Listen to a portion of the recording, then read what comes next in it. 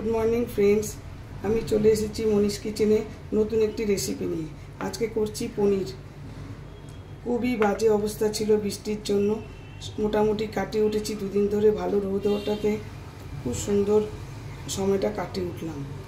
যাই হোক, এখনও অনেক লোকের অনেক দুঃখ রয়েছে, আমাদেরও রয়েছে। আমাদের ট্যাঙ্ক ফ্যাঙ্ক ভর্তি হয়ে গেছিলো, সেই সব আস্তে আস্তে আমরা কাটিয়ে উঠছি। এইবার আমি আজকে চলে এসেছি পনিরের একটা রেসিপি করবো বলে। সেই রেসিপিটার জন্য দেখো আমি পনির কেটে নিচ্ছি চৌকো চৌকো করে। সঙ্গে থাকো, দেখতে থাকো নেক্সট প্রসেস কি হয়। এই যে পনির তো কেটে রেখেছি।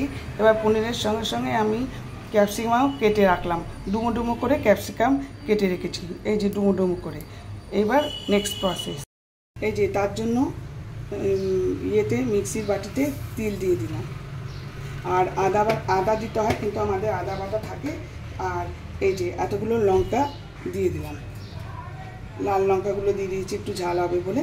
একটু জল দিয়ে এটা পেস্ট করব। এবার আমি পনিরগুলো বাটিতে ঢেলে দিলাম, চৌকো চৌকো করে কাটা পনিরগুলো দিয়ে দিলাম। এর মধ্যে দিতে হবে ওই পেস্টটা ঢেলে দিলাম।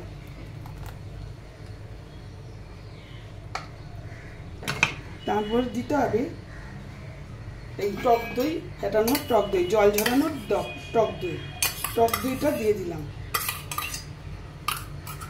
এবার দিতে হবে বেশ খানিকটা গোলমরিচের গুঁড়ো, কারণ এটা গোলমরিচ পড়ি। এইবার দিতে হবে কসুরি মেথি, হাতে ক্রাশ করে কসুরি মেথি দিয়ে দিলাম। এর মধ্যে স্বাদ মতো নুন দিয়ে দেব, স্বাদ মতো নুন দিয়ে দিলাম। তার মধ্যে দিয়ে দিলাম লঙ্কার গুঁড়ো, দিয়ে দিলাম হলুদের গুঁড়ো সামান্য। এবারে এগুলো সব একসঙ্গে মাখাতে হবে। এর মধ্যে এবারে আমি একটু চিনি দিয়ে দেবো, একটু চিনি দিয়ে দিলাম। আর আদা বাটা দেওয়া হয়নি, আদা বাটাটা দেব। এই আদা বাটা দিলাম, দিয়ে এবার আবার ভালো করে মাখাবো।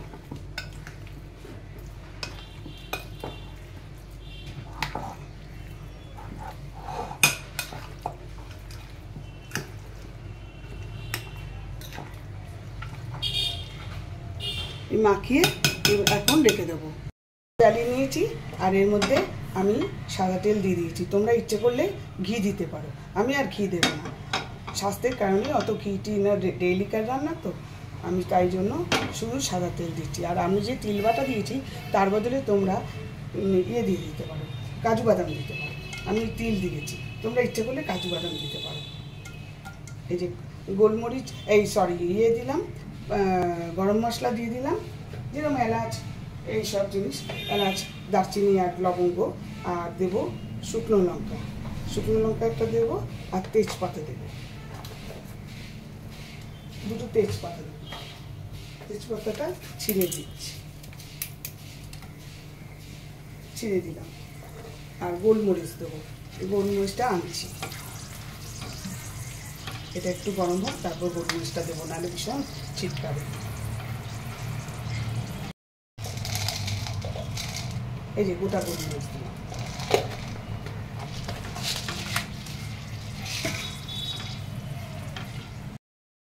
এই যে এবার ক্যাপসিকামগুলো দিয়ে দিলাম।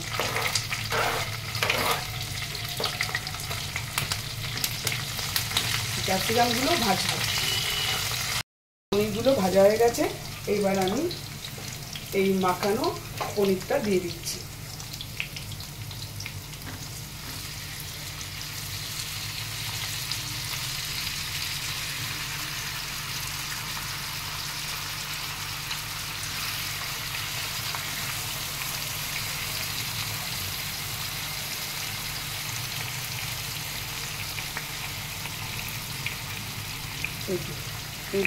তোমরা কিন্তু যেটা বললাম এই তেলের সঙ্গে ঘি দিতে পারো, আমি কিন্তু দিই।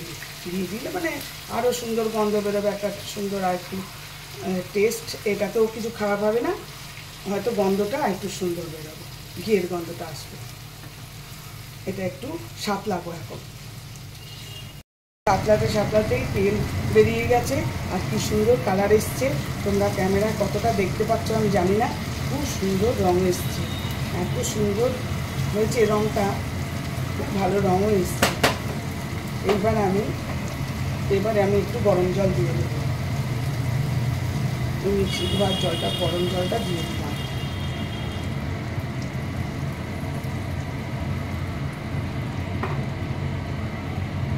এবার এর মধ্যে এটা একটু ঢাকা দিয়ে রেখে দেবো, কমে একদম সিমে ঢাকা দিয়ে রেখে দেবো।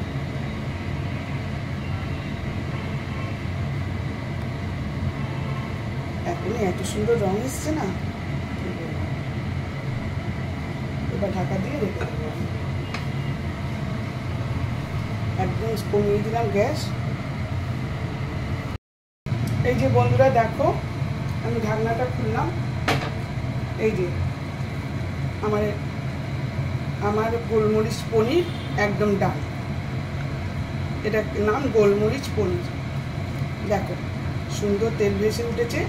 এর মধ্যে আমি শুধু এখন আরেকটু গোলমরিচ দেবো, আর একটুখানি গোলমরিচ দেবো এর মধ্যে।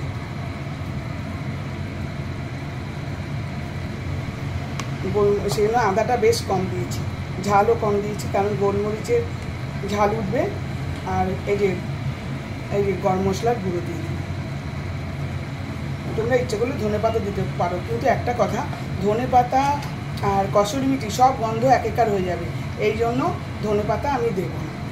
যে কোনো একটার সেন্ট আসতে হয় তরকারিতে, সব দিয়ে দিলে তাহলে কোন গন্ধটা ফিল করবে, এইটা কিন্তু তোমাদেরও জানা দরকার।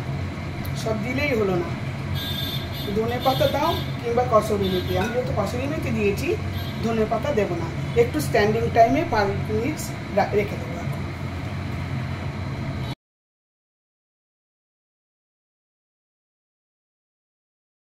আমার রান্না টান, যেটা বলছিলাম যে হয় কসুরি মেথি দেবে, নয় ধনেপাতা দেবে।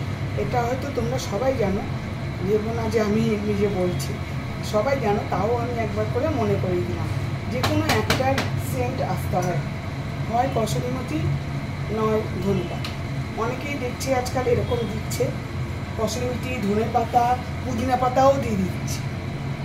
ওটা কিন্তু রান্নার নিয়ম না। যাক গে, আমার রান্না ডান হয়ে গেছে। ভেবো না আমি খুব বড় পণ্ডিত, আমি জাস্ট খুব সাধারণ। এবার আমি গ্যাসটা অফ করে দিলাম। এবার আমার রান্নাটা দেখো বন্ধুরা, কেমন লাগলো দেখতে। তোমরা ফোনে কতটা দেখতে পাচ্ছ জানি না, খুব সুন্দর কালার এসছে। আশা করি তোমরা ট্রাই করবে, অবশ্যই ট্রাই করবে, ভীষণ ভালো।